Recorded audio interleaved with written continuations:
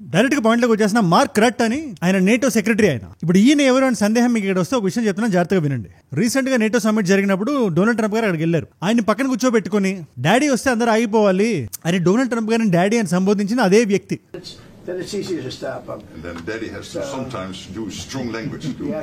ఆయన బయటకు వచ్చి బహిరంగంగా ప్రెస్ ముందు ఒక మాట అన్నాడు. భారతదేశానికి సంబంధించింది కాబట్టి నా దృష్టికి వచ్చింది. ఆయన ఏమన్నాడంటే, మీరు కానీ ఒకవేళ న్యూఢిల్లీలో ఉంటే, బీజింగ్ లో ఉంటే, బ్రెజిల్ లో ఉంటే ఇమ్మీడియట్ గా భయపడండి, మీరు మీకు బాగా తగులుతుంది మా నేటో నుండి అని.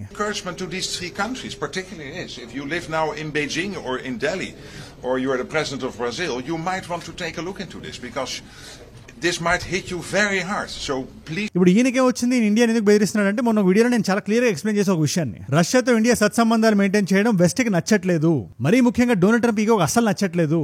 ఆయన రీసెంట్ గా తొడగొట్టు ఛాలెంజ్ చేశాడు. ఎవరు? Donald Trump. 50 రోజుల్లో కూడా రష్యా యుక్రెయిన్ యుద్ధం ఆగకపోతే ఆ సెంటెన్స్ మీరే ఫిల్ చేసుకోండి, కానీ ఆయన పాయింట్ చాలా సింపుల్. యుద్ధాన్ని నేను ఆపుతానని చెప్పి నేను ఆపేస్తాను అని. ఇక్కడ మీరు గమనించాల్సిన విషయం ఏంటంటే, Taco is a very very serious thing. Trump always chickens out అంటారు కదా. ప్రెసిడెంట్ అవ్వకముందు ఏమన్నాడు ఆయన?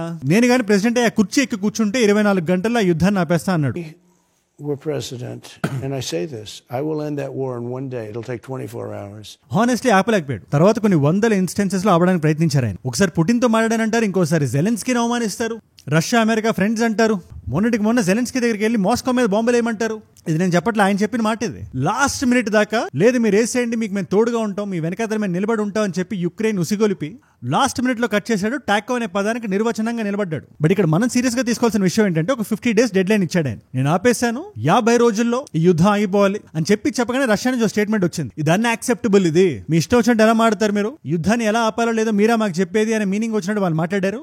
అండ్ రష్యా గురించి మనకు తెలిసిందే కదా, ఎవరెన్ని శాంక్షన్లు వేసినా, ఎవరెన్ని మాటలు మాట్లాడినా వాళ్ళు వెనక్కి తగ్గే దేశం అయితే కాదు అది. నో ఇప్పుడు సిచ్యువేషన్ ఎలా ఉందంటే, ఈసారి పుతిన్ గానీ డొనాల్డ్ ట్రంప్ మాట వినకపోతే అమెరికాలో ఆయనకి చాలా పెద్ద అవమానం అది. ఆయన లెగసీ కంప్లీట్ గా కనుపలైపోతుంది. అండ్ ఆయన ఈగో గురించి మనకు తెలిసిందే కదా, తారా స్థాయిలో ఉంటది. ఎవరైనా దాన్ని హర్ట్ చేస్తే భీష్మించి కూర్చుంటాడు, వాళ్ళు నాశనం చేసేద్దాం అని. సరే దాన్ని పక్కన పెట్టండి. ఇండైరెక్ట్ గా 50 రోజుల్లో దీన్ని ఎలా ఆపాలి అని దీర్ఘంగా ఆలోచిస్తే ఆయనకు ఆలోచన తట్టింది. అదేంటి? డైరెక్ట్ గా యుఎస్ నుంచి బెదిరించి, యుఎస్ కి తొత్తులో ఉన్న నేటో దేశాల నుంచి బెదిరించి, ఎలాగా ఇండైరెక్ట్ గా అంటే రష్యాకి చెప్పి చూశారు. ఇప్పుడు రష్యాకి ఫ్రెండ్లీగా ఎవరెవరైతే ఉన్నారో ముఖ్యంగా 3 దేశాలు ఉన్నాయి. మంచి ట్రేడ్ ఉంది, మంచి ఆయిల్ పర్చేజ్లు గట్రా చేస్తుంటాం మనం. ఇండియా, చైనా, బ్రెజిల్, ఈ 3 దేశాలు పట్టేసుకుందాం. వీళ్ళని ఎలా చోక్ చేద్దాం అంటే, ఒకడొచ్చి 500% టారిఫ్లు అంటాడు, ఇంకోటి ఇండియా ఇస్ డెస్పికబుల్ అంటాడు. నోరు జాగ్రత్తగా ఉండాలి. ఇండియా రష్యా నుంచి చీప్ గా ఆయిల్ పర్చేస్ చేసి రీసేల్ చేస్తుంది అంటాడు. ఇది అమెరికా చెప్తుంది, మన క్యాపిటలిజం చేయకూడదని చెప్పి అమెరికా మనకు చెప్తుంది. ఇప్పుడు ఈ వ్యక్తి పేరు లిండ్సీ గ్రహం. ఈ పేరు మీరు ఒకసారి గుర్తుపెట్టుకోండి. ఎనీవేస్ వీళ్ళ మాస్టర్ ప్లాన్, గేమ్ ప్లాన్ అంతా ఒకటే. చాలా క్లియర్ గా ఉన్నారు. మిమ్మల్ని చోక్ చేస్తాం, మెడ పట్టుకొని శాంక్షన్ చేస్తాం. ఎంతవరకు వేస్తాం అంటే, మీరు పుటిన్ కాల్ చేసి ఇంకెన్ని సంవత్సరాలు దీన్ని మీరు లాగుతారు, 3-4 సంవత్సరాలు అయిపోయింది కదా యుక్రెయిన్ తో యుద్ధం, దీనివల్ల చాలా మంది సఫర్ అవుతున్నారు, ఇమ్మీడియట్ గా ఆపేసేయండి అని 3 దేశాలు ఫోర్స్ చేయాలని చెప్పి వాళ్ళ తాపత్రయం. ఆఫ్ కోర్స్ చైనా వెంటనే రిటాలియేట్ అయింది. China reaffirming its support for Russia. This just one day after President Trump warned of a 100% tariff on countries trading with Moscow. Unilateral sanctions ఏవైతే ఉన్నాయో అమెరికా తరపున ఇది సరికాదు అని చైనా నుంచి రెస్పాన్స్ వచ్చింది, కానీ భారతదేశం ఇంకా రెస్పాండ్ అవ్వలేదు. ఇవాళ వీడియోలో మనం ఏం చేద్దాం అంటే, రీసెంట్ గా జయశంకర్ గారు చైనా వెళ్లారు, షీ జిన్పింగ్ గారిని కలిశారు. సో నిజంగా రష్యా, ఇండియా, చైనా ఒక బ్లాక్ లా ఫామ్ అవ్వాలా? ముఖ్యంగా యుఎస్ హాస్టిలిటీని దృష్టిలో పెట్టుకుని ఆ విషయం గురించి క్లియర్ గా మాట్లాడదాం. అట్ ద సేమ్ టైం నోరు పారేసుకుంటున్న నేటో గురించి ఇంకా జూమ్ అవుట్ చేసి కొంచెం బ్రాడర్ పర్స్పెక్టివ్ లో, ఇజ్రాయెల్ సిరియా మీద దాడి చేసింది, దానికి దీనికి ఒక కనెక్షన్ మీకు అవుట్ సైడ్ లో కనబడదు. But overall global geo politics లో ప్రతి ఒక్క దాడికి, ప్రతి ఒక్క యుద్ధానికి ఇంకో దేశంతో కనెక్షన్ ఉంటుంది. దాని పర్యవసానాలు భారతదేశం మీద ఖచ్చితంగా ఉంటాయి. దాని గురించి మనం మాట్లాడదాం. అండ్ ఇలా ఒక 15 నిమిషాలు నాతో కూర్చుంటున్నారు కదా రోజు, ఖచ్చితంగా ఈ వ్యక్తి మాడితే ఇంపార్టెంట్ విషయాల గురించి మాట్లాడతాడని. Thank you so much for that. దానివల్ల చాలా మంది కొత్త వాళ్ళకి రీచ్ అవుతున్నాయి వీడియోస్. ఒకవేళ అలాంటి కొత్త వాళ్ళు మీరు ఒకళ్ళు ఉంటే, నేను వీడియో పెట్టిన మీ దగ్గర రావాలంటే కింద కనబడే సబ్స్క్రైబ్ బటన్ నొక్కి పెట్టేసుకోండి. డన్. గోయింగ్ ఫార్వర్డ్ మనం మాట్లాడే కాంటెక్స్ట్ మీకు అర్థం కావాలంటే, చిన్న కాంటెక్స్ట్ మీకు ఇస్తే, రష్యన్ శాంక్షన్స్ మీద ప్రపంచం అంతా ఎలా రియాక్ట్ అవుతుందని. స్లోవాకియా అనే దేశం ఉంది, ఇది మీరు వినే ఉంటారు. ఇది యూరోపియన్ యూనియన్ లో ఒక వన్ ఆఫ్ ద కంట్రీస్. ఇలాంటి శాంక్షన్స్ బిల్ ఈయూలో పాస్ చేద్దాం అనుకున్నారు రష్యాకి అగేన్స్ట్ గా. ఇప్పుడు ఈ స్లోవాకియా లాంటి దేశాలు దాన్ని బ్లాక్ చేసి, లేదు ఇలా మీరు చేయకూడదు అంటే, విత్ ఇన్ వెస్ట్ కూడా, విత్ ఇన్ యూరోప్ కూడా ఒక రకమైన పుష్ బ్యాక్ ఉంది రష్యాకి ఎందుకు అడ్డంగా వెళ్ళడం అని. అక్కడ ఉన్నది పుటిన్ గారు కదా, ఆ వ్యక్తి అయితే ఆగే వ్యక్తి కాదు. ఇవాళ కాకపోతే రేపైనా ఆయన కీవ్ దాకా వెళ్తారు, యుక్రెయిన్ ఆక్రమించేసుకుంటారు అని చెప్పి వీళ్ళు నమ్మి, let us not go head, కూర్చొని చూద్దాం, న్యూట్రల్ గా ఉందాం అని చెప్పి చాలా దేశాలు ఉన్నాయి అక్కడ. ఇప్పుడు నేటోలో అలాంటి దేశాలు ఉన్నాయో లేదో నేను చెప్పలేను, కానీ ఇలా నేటో ఇండియాని పట్టుకొని, ఇండియా లాంటి ఒక ఫ్రెండ్లీ నేషన్ ని పట్టుకొని, ఏ రోజు మనం వాళ్ళ కరెన్సీని మనం డీడాలరైజ్ చేద్దాం అని చూడలేదు. బ్రిక్స్ యూనిట్ అని చెప్పి రష్యా ఎంత పుష్ చేసినా మనం న్యూట్రల్ గా ఉన్నాం. జయశంకర్ గారు బయటకు వచ్చి బహిరంగంగా చెప్పారు, we don't have that intention అని. India has never been for de-dollarization. Right now there is no proposal to have a BRICS currency. అంటే దాని అర్థం ఏంటి? మనం నేటోని గౌరవిస్తున్నాం, యూఎస్ని గౌరవిస్తున్నాం. అలాంటి దేశాలు కూడా మీరు ఏలియనేట్ చేసేసి తప్పదు అనే పొజిషన్ దాకా తీసుకొస్తే ఖచ్చితంగా ఒక బ్లాక్ ఫామ్ అవుతుంది. ఇవాళ జయశంకర్ గారు చైనాకి వెళ్ళారు, షీ జిన్పింగ్ గారిని కలిశారు. ఆయనకు అనారోగ్యం ఉందని, రెజ్యూమ్ చేంజ్ జరగబోతుందని మాట్లాడుతున్నారు. కానీ ఇవాళకి చైనాకి ఆయనే కదా ప్రెసిడెంట్. ఆయన కలిసి ప్రెస్ ముందుకు వచ్చి జయశంకర్ గారు ఒక మాట అన్నారు. It's very simple. ఇది భారతదేశపు స్టాండింగ్ ని రిఫ్లెక్ట్ చేస్తుంది. రీసెంట్ గా చైనా మనకి ఏం చేస్తుంది, భారతదేశం ఈ పర్టికులర్ ఫీల్డ్ లో గ్రో అవుతుంది అని చైనా భావిస్తే ఇమ్మీడియట్ గా అడ్డంగా నిలబడి తొక్కేయడానికి చూస్తుంది. అది ఏదైనా అవనివ్వండి, ఇన్ఫ్రాలో అవనివ్వండి, జీడిపిలో అవనివ్వండి, రీసెంట్ గా రేర్ ఎర్త్ మినరల్స్ ని ఎక్స్పోర్ట్ చేయడం మానేసింది. ఇలాంటి గేమ్స్ ఆడడం కరెక్ట్ కాదు. ముఖ్యంగా యూఎస్ఏ మనకి హాస్టల్ గా ఉన్నప్పుడు నేను ఇవాటికి చెప్తున్నా, చైనా ఈథోస్ కరెక్ట్ గా ఉండుంటే, గుంటనక్కలా బిహేవ్ చేయకుండా నార్మల్ గా బిహేవ్ చేసి ఉంటే ఇవాళ ఈస్టర్న్ సైడ్ మనం చాలా స్ట్రాంగ్ బ్లాక్ మనం క్రియేట్ చేసేవాళ్ళం. ఎందుకంటే రష్యా, ఇండియా ఒక వైపు ఉన్నాయి, చైనా, రష్యా కూడా ఫ్రెండ్షిప్ చేస్తున్నాయి. కానీ ఈ 3 దేశాలు కలిసి ఒక మాట మీద నిలబడి ఉంటే యూఎస్ఏ కట్ అయిపోయేది. ఇవాళ యూఎస్ కూడా అదే అనుకుంటది కదా, వీళ్ళే కొట్టుకుంటున్నారు, మనం వచ్చి లాగేద్దాం. కోతి కదా మీకు తెలిసే ఉంటది. ఒక కేక్ ముక్కని సగం చేద్దామని 2 పిల్లలు కొట్టుకుంటుంటే, లేదు ఇది సగం లేదని ఇది తినేసి, ఇది ఎక్కువైపోయిందని ఇది తినేసి, మొత్తం కేక్ మొత్తాన్ని ఆ కోతి తినేస్తుంది. ఇవాళ రోజున అదే జరుగుతుంది. ఇండియాకి చైనాకి మధ్యన ఉండే వైరం వల్ల అమెరికా ఇస్ బెనిఫిటింగ్. అమెరికాకి తెలుసు వీళ్ళు ముగ్గురు ఒక బ్లాక్ ఫామ్ చేయరు, అందుకని ఇండియా మేము చెప్పిన మాట వింటది అని యూఎస్ అలా బిహేవ్ చేస్తుంది. జయశంకర్ గారు కూడా బయటకు వచ్చి రేర్ ఎర్త్ మినరల్స్ ఓపెన్ చేయండి మాకు అంటే, there are various facets and dimensions of our ties. Measures towards normalizing our people-to-people exchanges can certainly foster mutually beneficial cooperation. It is also essential in this context that restrictive trade measures and roadblocks are avoided.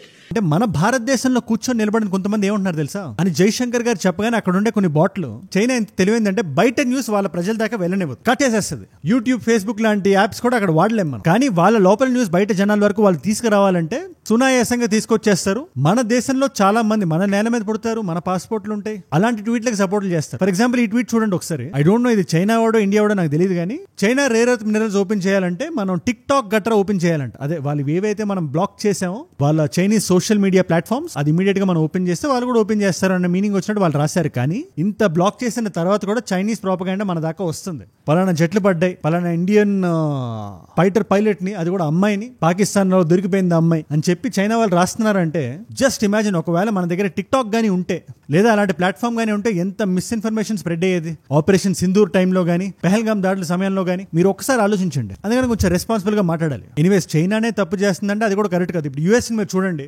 US కి సంబంధించిన జర్నలిస్టులే US foreign policy మీద దుమ్మెత్తి పోస్తున్నారు. మన friends ని మీరు enemies గా మారుస్తున్నారు. మీరు ఒకసారి మీరే వినండి. So those trading partners are flocking elsewhere. They go to China or to India or elsewhere.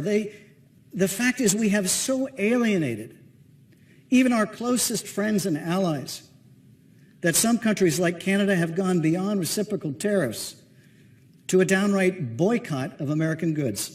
మీరు టారిఫ్లు అని చెప్పి భయపెట్టి ఇది చేసి అది చేసి ఏ లెవెల్కి తీసుకొచ్చారో చూడండి అని మాట్లాడుతున్నాడు ఆయన. తైవాన్ ఒక పక్కన ఉంది. ఈ గొడవ మొత్తంలో ఎవరైనా బెనిఫిట్ అవుతున్నారంటే తైవానే. ఎందుకంటే ఆ దేశానికి కూడా తెలుసు ఇండియా చైనా ఫ్రెండ్షిప్ గానీ ఒకవేళ ఉండుంటే ఇమ్మీడియట్ గా ఆ దేశం చైనాకి వెళ్ళిపోయేదని. That is a sad part. China పూర్తిగా నిక్కచ్చిగా యాడ్ అవుతుంది. మీరు చూడండి, మొన్న కూడా షాంఘై కోఆపరేషన్ ఆర్గనైజేషన్ అని చెప్పి చాలా పెద్ద రచ్చ అయిపోయింది. ఇప్పుడు జుబ్బా వేసుకొని సెల్ఫ్ గోల్ క్వాజా వచ్చాడు. ఆయనకు తెలుసు కదా పెహల్గాంలో ఏం జరిగిందో. అంటే ఆయన కొత్తగా ఇప్పుడు షాక్ అయ్యే విషయం అది. ఆయన హట్ అవుతాడు, ఆయన మనోభావాలు దెబ్బతింటాయి, పాకిస్తాన్ వాడు ఏడుస్తాడని చెప్పి ఏదైతే సైన్ చేయాలో అందరు కలిపి సైన్ చేయాలో దాంట్లో పెహల్గాం ప్రస్తావనే లేదు. దాని మీద పూర్తి వీడియో చేశాను నేను. అందరూ చుట్టూ కూర్చున్నారు, ప్రతి వరల్డ్ లీడర్ కూర్చున్నారు, ఆ ఫామ్ మొత్తం చదివారు, పెన్ పట్టుకున్నారు. ఆయన పెహల్గాం ప్రస్తావన లేకపోవడంతో ఆ పెన్ అక్కడ పక్కన పెట్టేశారు. అండ్ ఏదో ఇది చిన్న విషయం, అది ఉగ్రవాద దాడి అంటే చిన్న విషయం. అది సివిలియన్స్ కోసం వచ్చి తుపాకులు పట్టుకుని బోర్డర్లు దాటేసి చంపేస్తే దాన్ని జరగలేదు అన్నట్టు చూస్తే ఎంతవరకు సమంజసం అది? ఇది చైనాకు తెలియదు ఈ విషయం.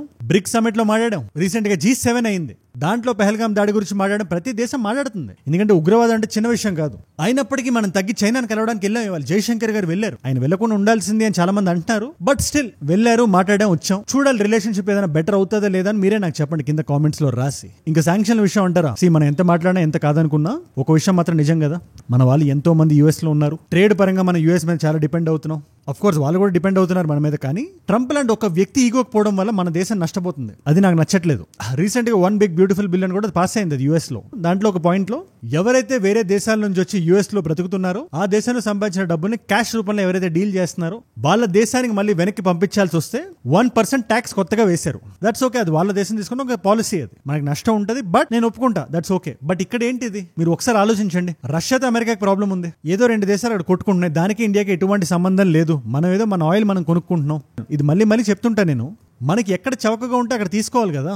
యుఎస్ తోడు హట్ అవుతాడు, అక్కడ ఎవడో తెల్లోడు కోట్ వేసుకొని హట్ అవుతాడని ఏంటి ఆ విషయం అది? ఇంకా వెస్ట్ లో ఆ మెంటల్ కొలనైజేషన్, ఆ మైండ్ సెట్ పోలేదు. ఇవాళకి వాళ్ళు బానిసలు ఆ జోన్ లో ఉంటారు. వాళ్ళు మనం చెప్తే వినాలి, లేకపోతే డెస్పికబుల్. అది మన వాల్యూసే greatest values, American values are the greatest అనే థాట్ నుంచి బయటికి రండి. ఇది మాకు నష్టం చేకూర్చడంతో పాటు మీరు కూడా కంప్లీట్ గా మునిగిపోతారు.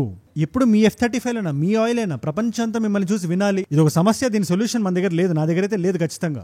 కానీ దీన్ని ఫేస్ టు ఫేస్ నిలబడి డీల్ చేయాల్సిన రోజు మనకు త్వరలో రాబోతుందని నేను ప్రగాఢంగా నమ్ముతున్నా. ఆ రోజు మన భారతదేశం అయినా, మన ఫారెన్ పాలసీ అయినా రెడీగా ఉండాలి. దీని మీద మీరే ఉంటారు. బికాస్ ప్రపంచం అంతా ఇవాళ ఎంత అన్స్టేబుల్ అవుతుందో మనం అందరం చూస్తున్నాం కదా. మీకు చిన్న ఎగ్జాంపుల్ చెప్తాను నేను. రీసెంట్ గా సిరియా మీద ఇజ్రాయెల్ దాడి చేసింది అవుట్ ఆఫ్ నోవేర్. చాలా మందికి ఏమనిపిస్తుంది, ఇజ్రాయెల్ కి ప్రశాంతంగా ఉండడం నచ్చట్లేదా ఏంటి అనిపిస్తుంది. కానీ మీరు డెమోగ్రఫిక్ ని ఒకసారి చూస్తే కాన్స్టెంట్ గా కంటిన్యూస్ గా ఒక హై అలర్ట్ లో ఉంటారు. వాళ్ళ సమగ్రతకి ఏ మాత్రం భంగం చేకూరుతుంది అని వాళ్ళు అనుకున్నా, వాళ్ళకి సపోర్ట్ చేసే వాళ్ళు ప్రాణాలు పోతాయని వాళ్ళు భావించినా ఇమ్మీడియట్ గా దాడికి దిగుతారు. ఒక విజువల్ అయితే నేను చూడగానే స్టన్ అయ్యా. ఎలా అయితే రీసెంట్ ఇరాన్ లో వాళ్ళ స్టేట్ టీవీ మీద ఎలా అయితే దాడి చేశారో, అలాగే సిరియాలో ఒక న్యూస్ యాంకర్ చదువుతుంది, చూస్తూ మాడుతుంది, వెనకాల చూస్తుండగా ఒక దాడి జరిగింది. లేదా అక్కడ ప్రెసిడెంట్లు కూర్చునే బిల్డింగ్ల చుట్టూ దాడి జరిగింది. ఇది మీకు వార్నింగ్ కింద తీసుకోండి అని చెప్పి ఇజ్రాయెల్ చెప్పింది. నో, దీన్ని రెండు విధాలుగా తీసుకోవచ్చు. అదేంటో మీరు తెలుసుకోవాలంటే డ్రూజ్ అనే ఫెయిత్ గురించి మీరు తెలుసుకోవాలి. వీళ్ళు లెబనాన్, సిరియా, ఇజ్రాయెల్, ఈ మిడిల్ ఈస్ట్ ప్రాంతం మొత్తంలో వీళ్ళు ఉంటారు. చాలా తక్కువ మంది, కన్వర్జన్స్ పాసిబుల్ లేని రిలీజియన్ ఇది. మీకు సింపుల్ ఒక చిన్న మెట్రిక్ తో మీకు ఎక్స్ప్లెయిన్ చేయాలంటే, ఇజ్రాయెల్లో 1 కోటి మంది ఉంటారు కదా, లేదా సిరియాలో ఒక 2 కోట్లు ఉంటారు. ఈ 2 కోట్లు ఒక 0.3% డ్రూజ్ ఫెయిత్ నుంచి ఉంటారు. చాలా టైట్ నెట్ ఉంటారు. తాహిద్ అని అంటే కంప్లీట్ వన్నెస్ ఆఫ్ గాడ్, అంటే మోనోథియిజం కి పరాకాష్ఠ ఇది. దైవానికి రూపం లేదు, ఆయన ఎవరో మనకి తెలియదు, కానీ ఆ శక్తి మనల్ని నమ్మిస్తుందని నమ్మే వ్యక్తులు వాళ్ళు. ఇన్ఫాక్ట్ గట్టిగా మాట్లాడితే క్రిస్టియానిటీ కన్నా ఇస్లాంకి ఎక్కువ కనెక్షన్ ఉంది.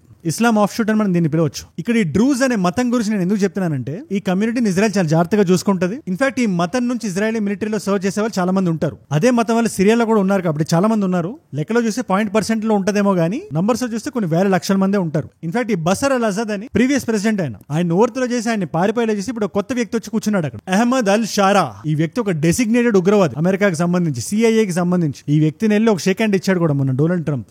అంత గొప్పగా నడుస్తుంది వాళ్ళ అమెరికా. ఈయన బయటికి బహిరంగంగా వచ్చి నేను అన్ని మతాల్ని ఒకేలా చూస్తానని చెప్పాడేమో గానీ, ఆయన ఏదైతే ఎథనిక్ క్లెన్జింగ్ చేస్తున్నాడో అది ఇజ్రాయెల్కి చాలా నీట్ గా కనబడింది.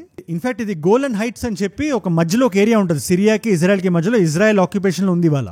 అక్కడ కూడా ఈ డ్రూజ్ కి సంబంధించి చాలా మంది ఉంటారు. అక్కడ ఏమైనా సిరియా కొట్టబోతుందని ఇంటెల్ అందినట్టుంది, ఇమ్మీడియట్ గా రియాక్ట్ అయ్యారు. ఇది సిరియాకి మాత్రమే కాదు, ఈవెన్ ఇరాన్ కి ఒక చిన్న మెసేజ్ కూడా. ఎందుకంటే ఇవాళ ఖమేనీ బయటకు వచ్చి ఇప్పుడు మీరు చేయండి దాడి, మీరు చేసి బ్రతికి బట్ట కట్టండి అన్నట్టు మాట్లాడుతున్నాడు ఆయన. సో చేయడానికి మేము సిద్ధంగా ఉన్నాం అని చెప్పినట్టే ఇది. డొనాల్డ్ ట్రంప్ మాటను అధిగమించకుండా ఈ విధంగా ఒక చిన్న రెస్పాన్స్ లాగా. అగైన్ అంత ఇన్స్టెబిలిటీ ఉండే రీజియన్ లో మనం ఇవాళ ఆయిల్ కొనొచ్చా? రష్యాని ఆపేసి, లేదు నేను ఇరాన్ వెళ్ళి కొంటా, అక్కడ వెళ్ళి కొంటా, లేదా అమెరికా నుంచి తెప్పించుకుంటా, ఎన్ని కిలోమీటర్ల దూరం ఉన్నా. మనకి లిండ్సీ గ్రహాం చెప్తున్నాడు కదా, సూటు బూట్ వేసుకొని పౌడర్ కొట్టేసుకొని సైడ్ పాపెట్ దువ్వేసి కూర్చొని ఇండియా ఇస్ డెస్పికబుల్ అంటున్నాడు కదా. China, India and Brazil. India buys oil from Russia cheap and resells it. That's despicable.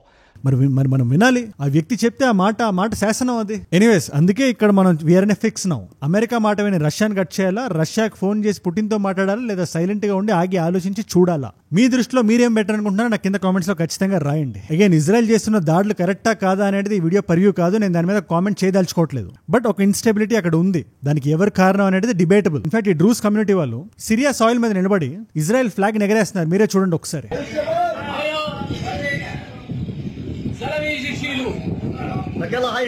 Anyways, ఇవాళ అయితే మనం రష్యా పిలిచింది కదా, 10 లక్షల మంది భారతీయులు మాకు కావాలి. పలానా ఏరియాలో రష్యా సెంటర్ లో ఒక ఊరు ఉంది, ఆ ఊరికి పిలిచి ఇక్కడ పని చేయండి, మీకు డబ్బులు ఇస్తాం, జీతాలు ఇస్తాం అని చెప్తుంది రష్యా. ఏదైతే ఈ శాంక్షన్లు గట్రా నడుస్తున్నాయి రష్యా మీద, డాలర్లో పే చేసే విధంగా లేకుండా చేసింది అమెరికా. అందుకని భారతీయులు వచ్చిన కొత్త రకమైన పేమెంట్ ఒకటి రాబోతుంది. అది ఏంటని మనం చూడాలి. కీన్ గా అబ్జర్వ్ చేస్తున్నాను నేను కూడా. ఇంత నడుస్తుంది ప్రపంచంలో.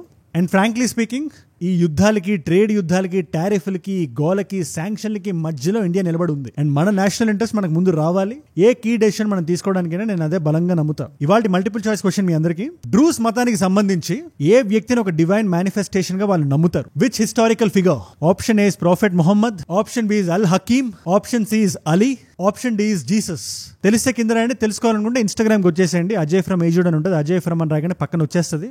అక్కడ 1+ మిలియన్ ఫాలోవర్స్ ఉంటారు. It's a verified profile. మీరు టక్కన వచ్చేయచ్చు. అండ్ అక్కడ ఇలాంటి వీడియోస్ ని రీల్స్ లా చూడాలన్నా, నా లైఫ్ లో నా చుట్టూ ఏమైనా జరుగుతుందో తెలుసుకోవాలన్నా, ఏదైనా వీడియో ఐడియా టాపిక్ నాకు ఇద్దాం అనుకున్నా, ఇలాంటి లేటెస్ట్ న్యూస్ ని స్టోరీస్ లా చూద్దాం అనుకునే క్వశ్చన్స్ ఆన్సర్స్ కూడా ఇట్స్ ఎ గ్రేట్ ప్లేస్. ఒకవేళ అక్కడ లేకపోయినా ఏజుడ్ రీల్స్ అని మన పేజ్ అది అక్కడ ఖచ్చితంగా పెట్టేయమంట. అండ్ ఏజుడ్ క్లిప్స్ అని కానీ, ఏజుడ్ గ్లోబల్ అని కానీ ఇంగ్లీష్ లో మీరు కన్జ్యూమ్ చేద్దాం అనుకున్న, షార్ట్స్ లో కన్జ్యూమ్ చేద్దాం అనుకున్న, these 2 are great channels. Support.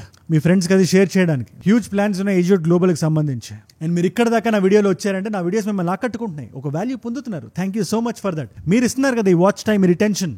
లేదు, ఏ రోజు మనం భయపడకుండా నిర్భయంగా మాడాలి, ప్రతి టాపిక్ని అనలైజ్ చేసి మీ ముందు పెట్టాలి, ప్రతి సెకండ్ ఇంపార్టెంటే అని నన్ను ప్రేరేపిస్తుంది. దానికి మీరే నా ప్రేరణ, యు ఆర్ మై ఇన్స్పిరేషన్. మీరు ఇలా రోజు చూడడం వల్ల ఒక 15-20 మినిట్స్ ఒక నాలెడ్జ్ పిల్ల కన్జ్యూమ్ చేయడం వల్ల ఎంతమంది కొత్త వాళ్ళకి రీచ్ అవుతుందో తెలుసా మీకు? అండ్ అలాంటి కొత్త వాళ్ళు మీరు ఒకరు ఉంటే నేను వీడియో పెట్టగానే మీ దగ్గర రావాలంటే కింద కనబడే సబ్స్క్రైబ్ బటన్ నొక్కి పెట్టేసుకోండి. సబ్స్క్రైబ్ చేశారుగా, డన్. మీకోసం 2 కాంప్లిమెంటరీ వీడియోస్ పెడతాను ఇక్కడ. ఇదే జియోపొలిటికల్ సినారియోలో దీని మీద ఇంకొంచెం ఎక్స్ట్రా నాలెడ్జ్ తెచ్చుకుందాం అనుకుంటే అమెరికా పెడతానన్న 500% టారిఫ్ మీద ఒక వీడియో చేశాను నేను. ఆ వీడియో ఇక్కడ ఉంది చూడండి. ఆ వీడియో 15-16 మినిట్స్ ఉంటుంది, ఇంకా ఫుల్ క్లారిటీ వస్తుంది మీకు. లేదు, క్రైమ్ రిలేటెడ్ ఏమైనా తెలుసుకుందాం అనుకుంటే ఈ వీడియో చూడండి. నిమిషా ప్రియా అనే వ్యక్తి పనిష్మెంట్ పోస్ట్పోన్ అయింది. దానికి ఏంటి కారణం? యెమెన్ లో మన నర్స్ ఉన్నారు కదా, ఆవిడ బిహైండ్ ద బార్స్ పెట్టారు, కొన్ని సంవత్సరాలుగా ఉన్నారు అక్కడ. క్యాపిటల్ పనిష్మెంట్ విధించారు, ఆ పనిష్మెంట్ ని అలా కట్ చేసి పుష్ చేశారు. అది ఇండియా ఏ విధంగా నావిగేట్ చేసిందో మీరు తెలుసుకుందాం అనుకుంటే ఆ వీడియో ఇక్కడ ఉంది. మీకు ఏ వీడియో ఇంట్రెస్ట్ ఉంటే ఆ వీడియోని చూడండి. నేను మళ్ళీ మిమ్మల్ని రేపు ఇంకో వీడియోలో కలుస్తా. మనందరం కలిసి పెరగాలి, కలిసి ఎదగాలి. Let us all grow together, let us all rise together. Rise above ignorance, rise above arrogance, rise above hate. ఏజ్యూడ్ అంటే మనం. జై హింద్, జై భారత్, జై ఆంజనేయ, ఓం నమః శివాయ.